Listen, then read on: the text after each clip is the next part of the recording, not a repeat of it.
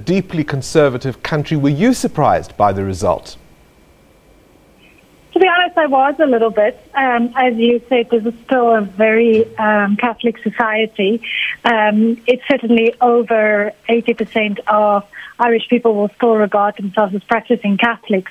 But of course, 3 years ago, we already saw that the Irish people voted for the legalization of gay marriage. So today, it's definitely a very fast-changing society where the Catholic Church has lost most, if not all, of its power that it used to hold over the citizens and also over the state. Yes, of course, it does follow that historic vote, because Ireland did become the first country in the world to legalize gay marriage by popular vote, not just by legislators. Yes, that's right.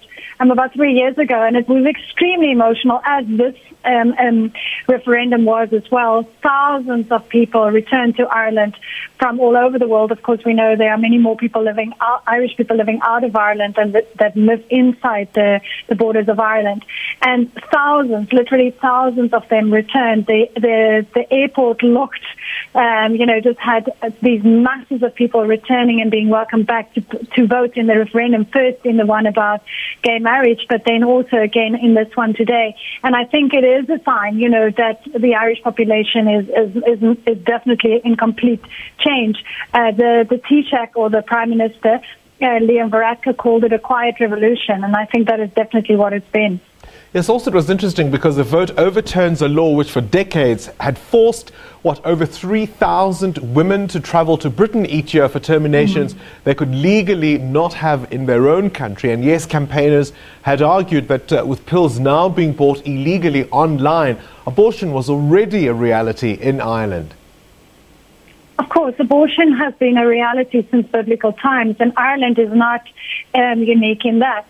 The Eighth Amendment, which is what has been or going to be overturned following this referendum, is a constitutional amendment in the Irish Constitution that guaranteed equal rights to the life of the unborn child and that of the mother, which really meant that abortion was, for all practical purposes, illegal in almost every single case. So even in the case of rape, incest, and in, for example, where babies was known to carry fatal abnormalities, so they would die the moment they get born, mothers were forced to carry these babies full term or alternatively seek an abortion in another country. And so these so-called abortion ferries, the ferries between Ireland and the UK, had up to 4,000, it's estimated, of women every year going to the UK to go and have abortions.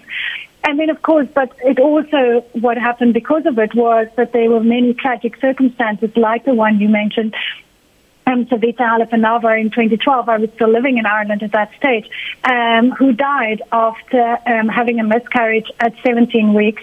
But because there was still a faint heartbeat, there was no question that she was miscarrying, and also that there was no chance of the baby surviving at 17 weeks of pregnancy.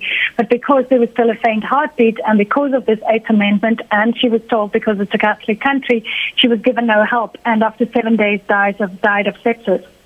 Well, it rather complicates things for British Prime Minister Theresa May, because, of course, part of her government is propped up by this coalition with the UDP, which have said they don't want that in Northern Ireland. How is it all likely to play out? Yeah, well, this is interesting, of course, because there is no hard border between the Republic of Ireland and Northern Ireland. And even though the UK itself, or the so-called mainland, it's a contentious term, has had very progressive abortion legislation for a very long time, because of this borderless situation between Northern Ireland and the Republic of Ireland, or Ireland the South and Ireland the North, there has been the legislation has been similarly restrictive in both areas or jurisdictions.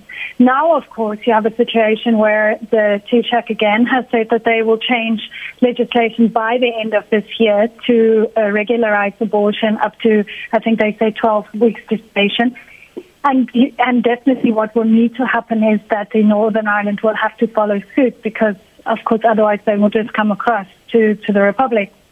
But it is an interesting situation, and it's going to be yet another challenge to the British Prime Minister as if she doesn't have enough of the challenges with the Irish situation and Brexit already. I suppose as former ambassador, I have to give you this opportunity to reflect on our constitution, because once again, votes like this really underscore how progressive South Africa's founding document has proved to be over the years. Absolutely. I was very privileged to have been part of writing that constitution, and it is an absolutely shining document all across the world. You know, when we were writing it, we wanted to take the best that was out there and incorporate it in our constitution, and I think it's generally regarded as the best, if not one of the best, if not the best and liberal constitution in the world. And of course protects all kinds of rights to everyone in South Africa. And, you know, thankfully the women of South Africa I cannot remember when we passed the legislation, but it was certainly in the 90s, have not had to face what the women of Ireland had to face because of the fact that we have such a brilliant constitution. All right, we'll leave it there with Melanie Verwoed on the line from Cape Town, former ambassador to Ireland.